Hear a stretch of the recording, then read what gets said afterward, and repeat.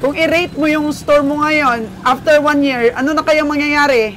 Ano na to, dadagsain na to ng tao. Makaka-compete na kami sa tindahan. Wow! At makaka-direct na kayo sa supplier ko mismo. Yun, oo. Yun yung ano na, kasi sa totoo lang, mga kasuki.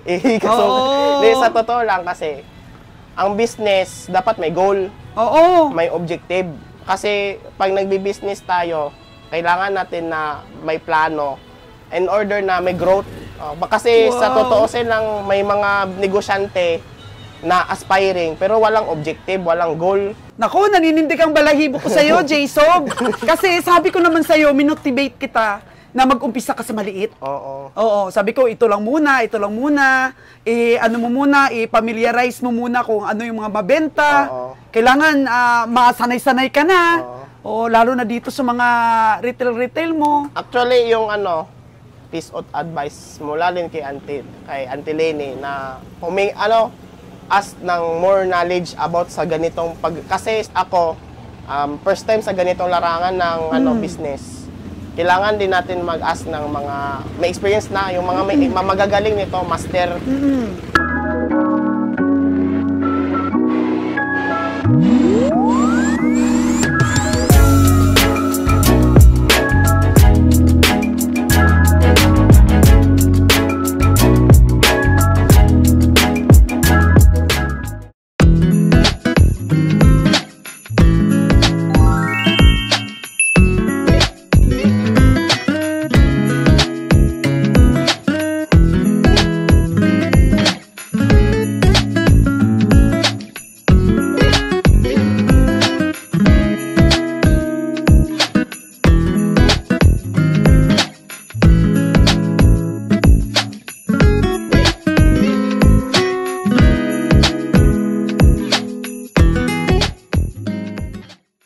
Ngayon nga po mga kagandang buhay, meron tayong kargang itlog dito. Naka-second deliver na po tayo sa store ni Christina ng bigas. At excited na po ba kayo kung anong itsura ng kanyang store ngayon? Tingnan po natin at interviewin siya mga kagandang buhay kung ano-ano pa pong paninda ang hinanap sa kanya ng kanyang mga customer at kung magkano yung umpisa ng kanya pong mga sales mga kagandang buhay habang unti-unti na kanya pong napapalago ang kanyang negosyo. Dito po sa mga vlogs ko, gusto ko pong sundot-sundutin yung mga kaibuturan po ninyo mga kagandang buhay para mag-umpisa na po kayo ng inyong sariling business. At papakita ko po step by step yan para may reference din po kayo. Tara, biyahe na po tayo. Dito po mga kagandang buhay, nagbabiyahe na po kami ni Manager Bio. Yun, mga kagandang buhay, ang katuwang ko talaga sa kahit anong trabaho dito sa ating store. Ang itlog po mga kagandang buhay ay siya po ang pangunahin din naming paninda sa aming mga stores. Nung nag-open po si Kabeng Roger ng pamimili at pagpapakatay ng livestock sa Cavite, pamimili ng mga hayop sa Negros, ay medyo napabayaan ko po itong marketing namin. So ngayon po, ibabalik ko po yung rolling store po namin mga kagandang buhay. At dahil nga, tinutulungan ko si Christina para sa kanyang store, magbabiyahe po ako ngayon sa kanya at dideliveran ko siya ng itlog. At tinext ko po kanina yung isa ko pong suki na dadaanan namin, nag-order po kagad mga kagandang buhay. Dito na po tayo sa Tangalan, mga kagandang buhay. May Travis. Kagaya din sa sasakyan natin. Ganda na ng palengke ng Tangalan, Aklan, no? Wow! Tapos yung dideliveran natin, ayan lang po mga kagandang buhay. Tihada Store. Ayan lang, dideliveran natin. Yan po ang order niya, 50 trays mga kagandang buhay, pero nagpasubra po kami. Kasi nga yung tali natin is by 6. Nagpasubra po kami ni Manager Bio. Iwan ko kung kunin niya yung pasubra. Kasi minsan may mga basag. Nakunan mo na ng basag, no, Manager? Sabihin mo na lang na nakunan mo na ng basag. So, ayun. Grocery store, mga kagandang buhay. Dati po nating suki ito, pero lulubog lilitaw po ang ating delivery sa kanya. Hindi natin siya nasusuplayan. Pero Yan po ang tututukan ko ngayon. Mag-market pa tayo sa loob. Sa ibang araw na, mga kagandang buhay. Magbibigay tayo ng mga wholesale price natin para mabalik ang mga suki. O, dito lang kami. O, dito na po kami sa bodega po ng Tejada Store. Yun. 20 na large, 30 na medium ang order po sa atin. Oo. At nakunan na po natin ang basag yan. Kita naman po mga kagandang buhay ang i-deliver natin kay Christina. Nakaseparate naman po. So kung makuha natin ito ulit, malaking tulong na po yun. 50, minsan po nagwa 100 trays siya. So pareho rin po ng store natin, ng grocery store. Ayun. Tricycle din kinakargahan nila ng grocery. Papunta po sa store nila. Baba po tayo. Ayun, mga chichirya nila. Hello, sir! Ayun. Large nyo? Large. Kanino kayo kumukuha doon habang wala kaming deliver sa inyo?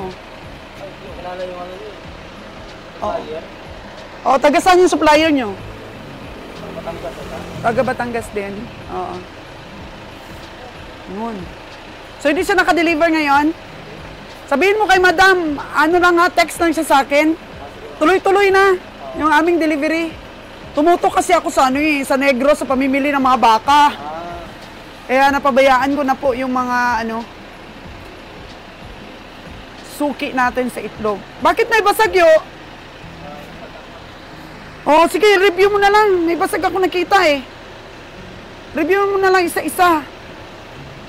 Para wag silang malugi. Oh, mapasagan ka lang ng isa. Wala ka ng tubo sa isang tray. Oh, no! Yun. Sampu-sampu lang. Ngayon po mga kagandang buhay, nilalagyan na ng tatak. Pag naubos agad doon ha, text agad, marami kaming stocks. O, kada week yan ang stocks namin. May naghanap ng itlog pugo sa inyo, meron kaming sariling farm. Tsaka itlog alat, bibi ha. Yun na. Ang umpisa po ng ating rolling store again.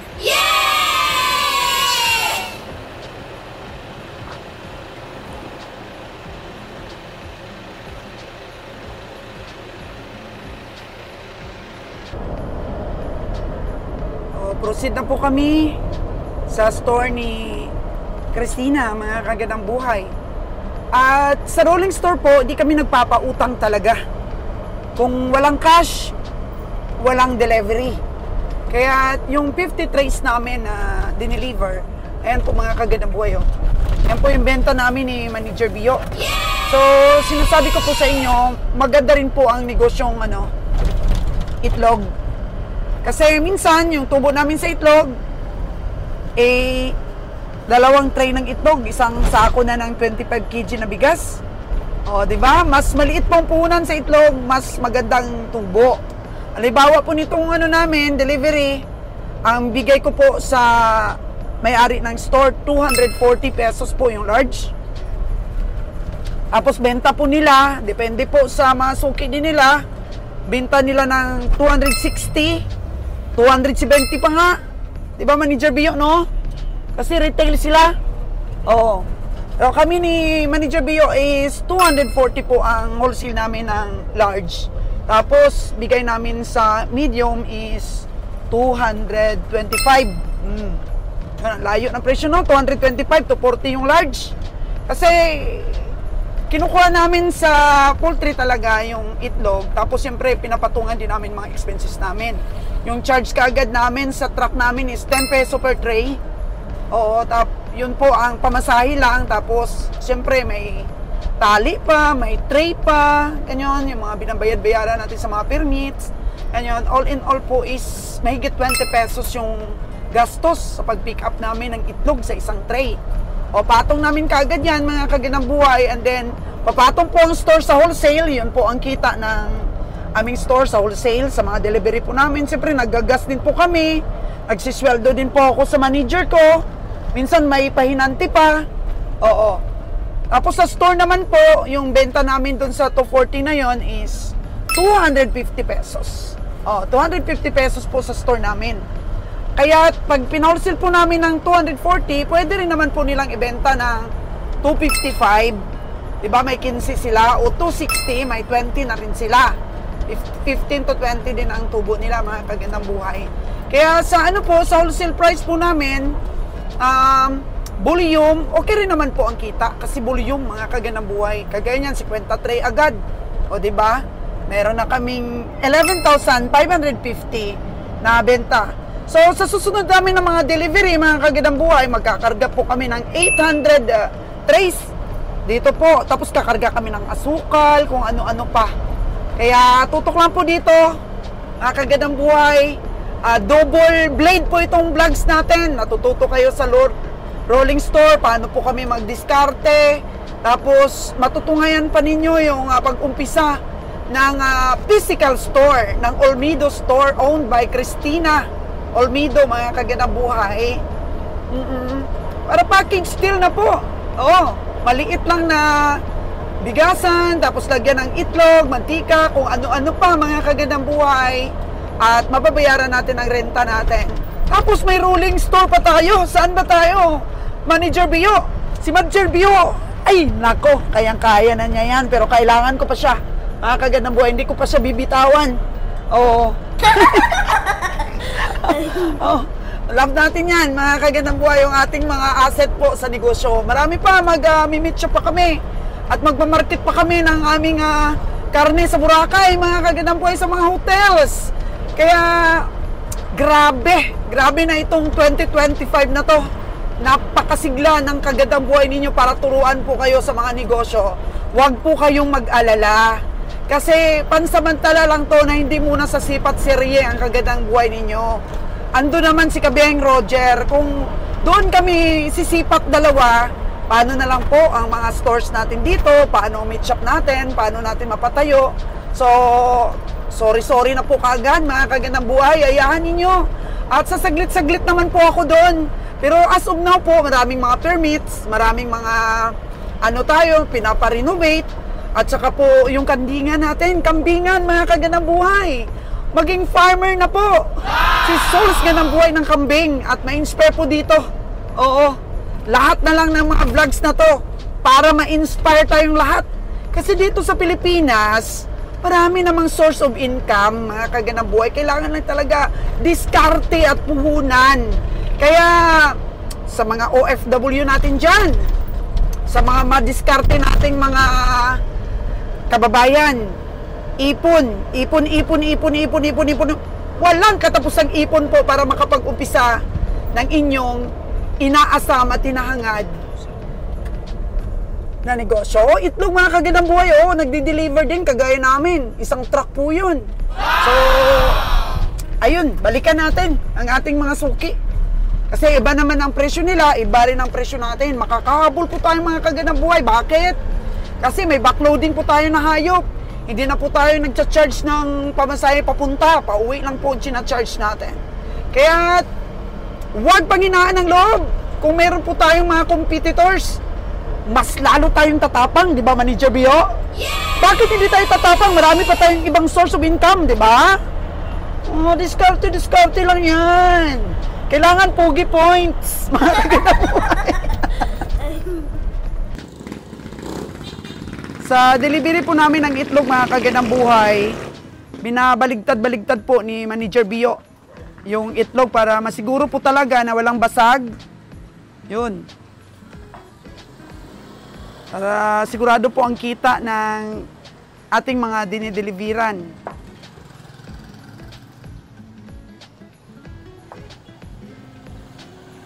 Sabi ni J-Sob, meron na pong marketing sila, may umu-order na daw ng hotel dito sa Metro Calibo sa kanila. Tinintay na lang pong dumating itong itlog natin kasi nga i-deliver nila sa hotel.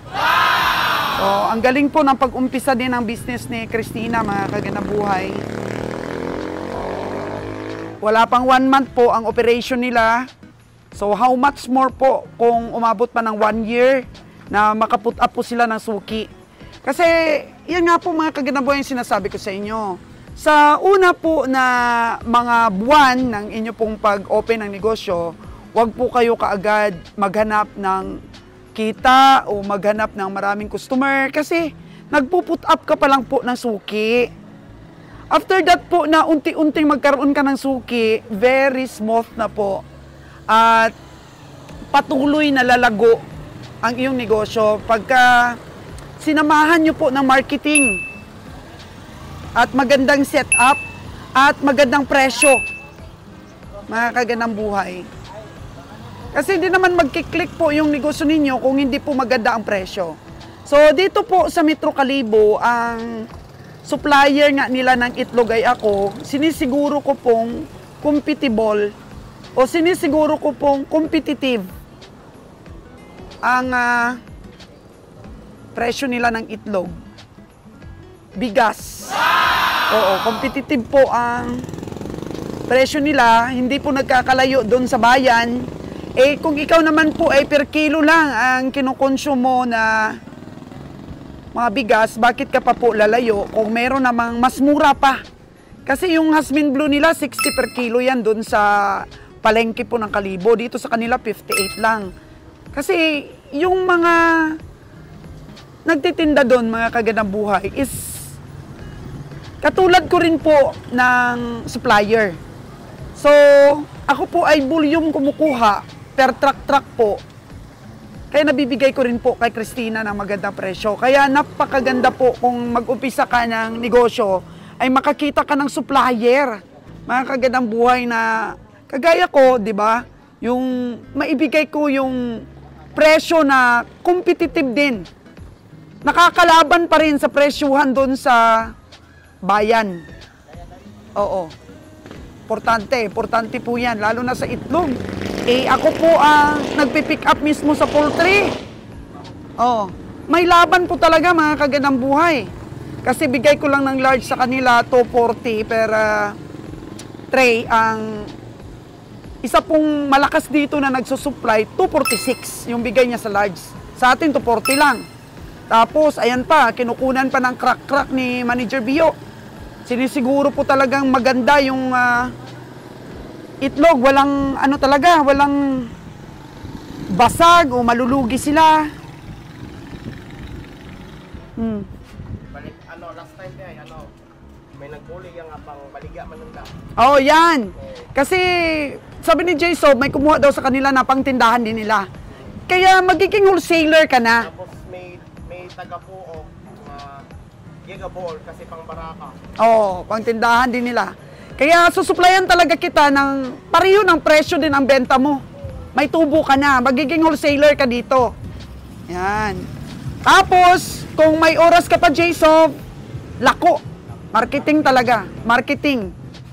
Pero, yun. kahit dito, kahit sa nakatulong ay yung FB. Oh, nakatulong talaga yung post. By this, yung post kasi ay word of mouth tapos share. Post lang. Social media, nakakatulong talaga. So, hindi mo pa nalagyan ng parang ganun, no? Yung ano mo, ganun lang talaga? Hindi. Kasi everyday, mabilis kasi magbawas ko. Ang ginagawa, refill ulit. Oo. Yung sinabi mo last time ay nga, every 14 days. Oo. Sa totoo lang ito, for example, yung ito, yummy rice sa Jasmine, mga tag 4 na araw lang. Ubus na. Kaya nga So, refill lang ha? refill. Laging puno ha? Laging puno yung display? Oo. Yun. Kung i-rate mo yung store mo ngayon, after 1 year, ano na kayang mangyayari? Ano na to? Dadagsain na to ng tao. Makakakompete na kami sa tindahan. Wow! At makaka-direct na kayo sa supplier ko mismo. Yun, oo. Yun yung kasi sa totoo lang, mga kasuki. Hindi, sa totoo lang kasi, ang business, dapat may goal. Oo. May objective. Kasi pag nagbi-business tayo, kailangan natin na may plano in order na may growth.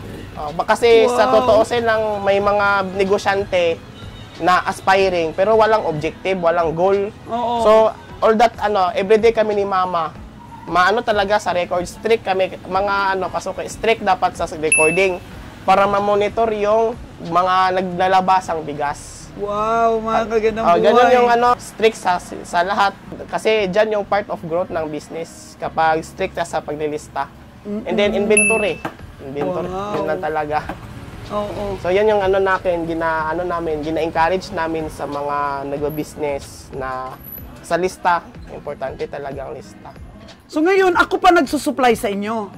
Ikaw muna. Oo, ako muna.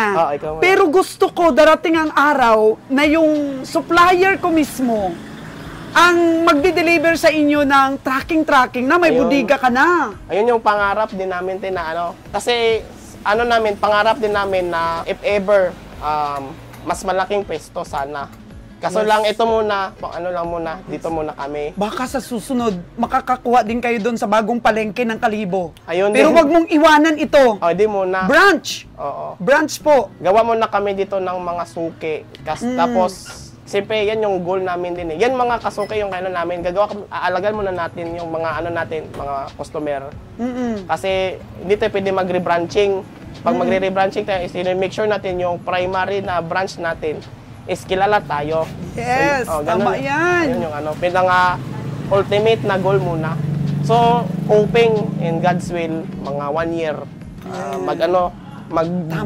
mag-boom si Olmedos Bugasan. Oo. Naku, naninindig ang balahibo ko sa'yo, Jason. Kasi sabi ko naman sa'yo, minotivate kita na mag-umpisa ka sa maliit. Oo, sabi ko, ito lang muna. I-familiarize mo muna kung ano yung mga mabenta. Kailangan masanay-sanay ka na. Lalo na dito sa mga retail mo. Actually, yung piece of advice mula din kay Auntie Lenny na ask ng more knowledge about sa ganitong kasi siya totoo lang, kailangan natin mag-ask ng more knowledge sa iba na may experience. So kami ako, first time sa ganitong larangan ng business, kailangan din natin mag-ask ng mga may experience na, yung mga magagaling nito, master. So yun yung ko din na hingi tayo ng mga advices, ng mga knowledge. Yung unang-una, sabi ko sa'yo, ang supplier talaga, napaka-importante. Ayun, Yung unang-unang supplier mo, kinuha ko yung bigas mo dahil alam ko di ka kikita Yung kasi, may mga, ito kasing mga sa'yo to, te. Pero meron tayong, kasi may mga customer tayo na regular meal, hindi sa akin yan. So, sinabihan naman kita na kailangan mo maghanap rin. Mapagmasid ka sa mga fast-moving, kailangan, yung enthusiastic ka sa mga pwede mo pang gawin sa negosyo mo. Kasi siyempre, may mga customer na yun yung hinahanap. Yung taste buds nila. Kasi sa totoo lang, ang promote namin, ito yung talaga. Ito talaga. Paborito talaga. Either Hasmin Blue Sticky and then yung Hasmin Yellow is Hasmin din siya pero maukad siya. So maganda siya sa mga restaurant. Restaurant. Malaki ang tubo ng mga restaurant dyan sa Hasmin Yellow.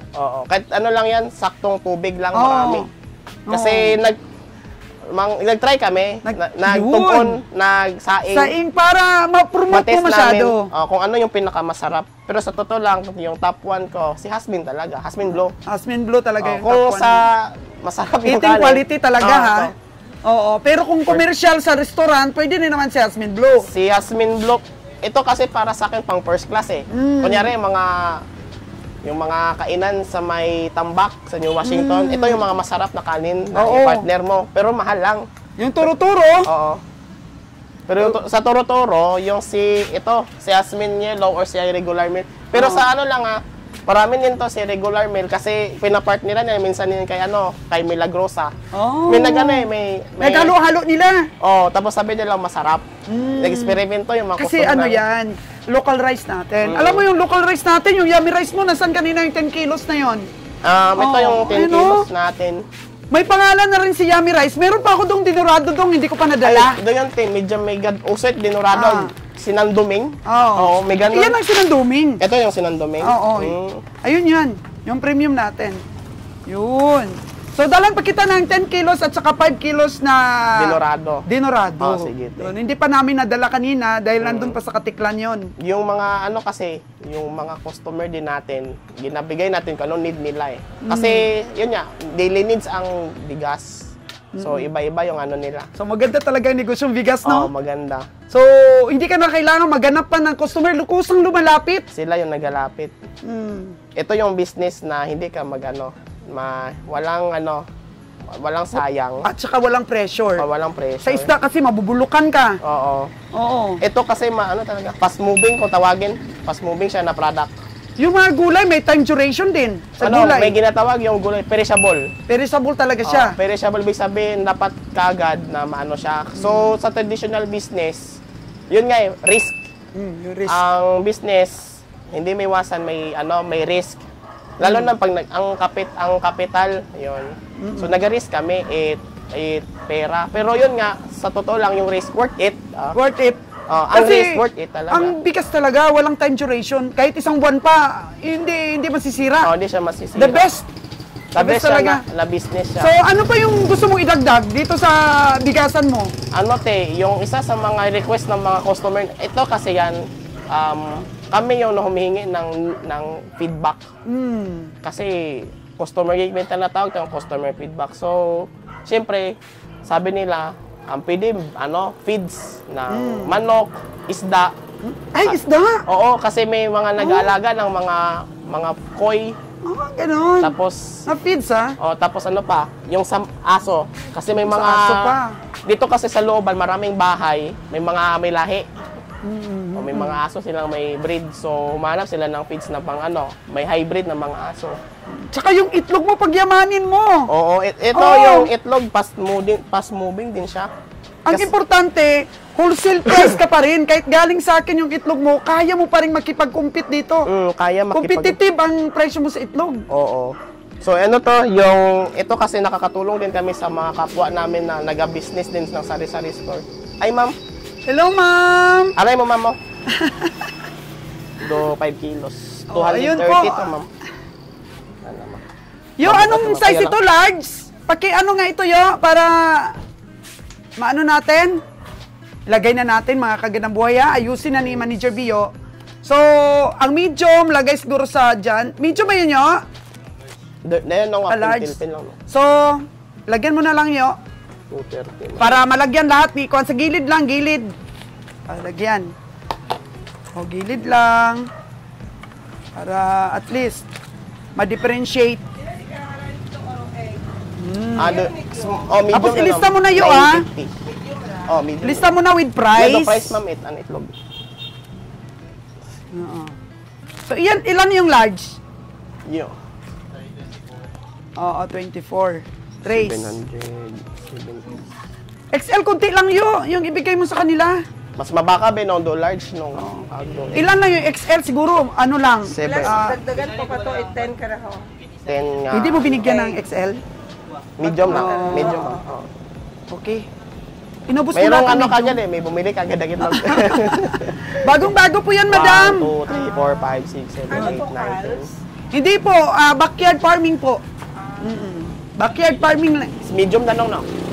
Okay din yung kaya Ano, medium, no? Okay naman po. Matingkad na yellow. Hindi po kasing tingkad ng cars, pero syempre, nakakakumpit din. Medium, no? Alert na, okay. Dahil medium, Backyard no? farming. Bolak.